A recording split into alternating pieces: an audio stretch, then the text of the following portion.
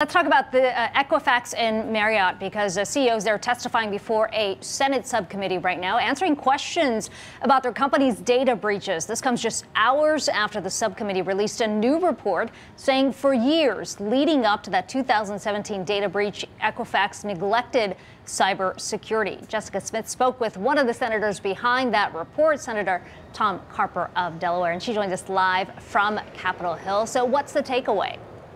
Well, this report says the damage done by this hack may have been avoided if Equifax had followed and prioritized cybersecurity standards. The report found that the company let a tool used to monitor for malicious activity expire in November 2016, so they didn't realize hackers were in the system for 78 days. It says they didn't have a written policy to deal with cybersecurity vulnerabilities up until 2015.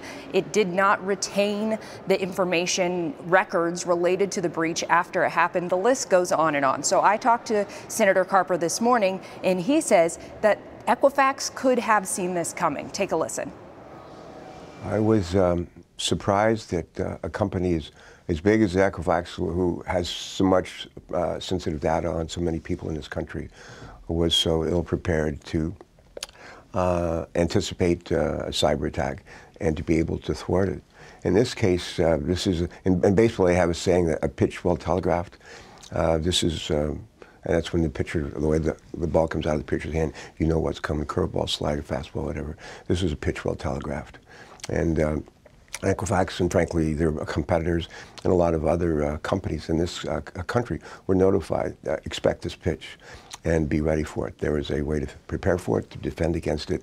Their competitors did so. Equifax, for reasons that I hope we'll find out today, Equifax failed to do just common sense procedures that I think even novices like us would have. So Equifax is at the center of this report, but the Marriott CEO will be facing tough questions from the senators as well, talking about their data breach last year that affected about 500 million people.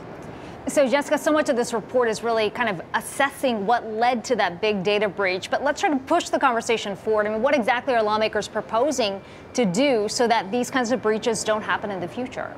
Well, Carper says there needs to be a standard for private companies who are storing or collecting private data. There needs to be a standard for steps they take to protect that data. He also says there should be a standard for companies when there is a data breach, when they need to notify consumers, law enforcement, and regulatory agencies. We should know Equifax did cooperate with this investigation, and they say while they don't agree with all of it, they have taken steps to improve their cybersecurity going forward.